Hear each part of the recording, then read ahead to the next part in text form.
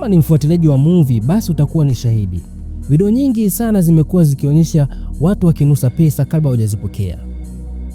Nikajiuliza, hivi pesa huwa inanukia au kuna maana nyingine nyuma ya tabia hii? Kwa kweli watu wengi wanaamini kwamba pesa halali ina harufu yake au inanukia. Ukweli ni kwamba pesa hazina harufu maalum inayotambulisha kuwa ni halali au feki.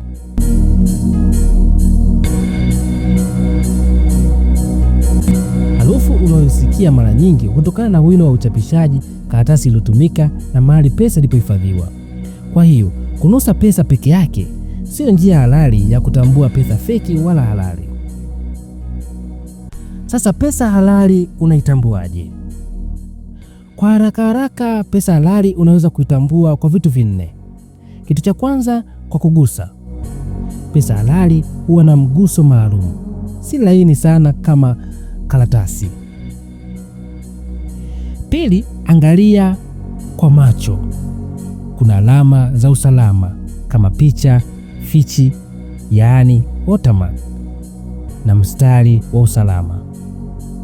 Tatu, angalia maandishi. Pesa halali huwa na maandishi yaliyo wazi na makali, si ya kufifia. Na nne, linganisha. Chukua pesa halali, linganisha na pesa feki. Huwa zinaonyesha utofauti mkubwa sana, na ni rahisi sana kutambua pesa halali na pesa feki.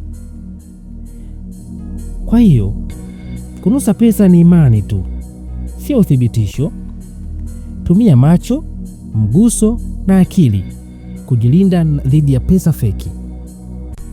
Kama umepata elimu hii, like, share na subscribe katika channel hii.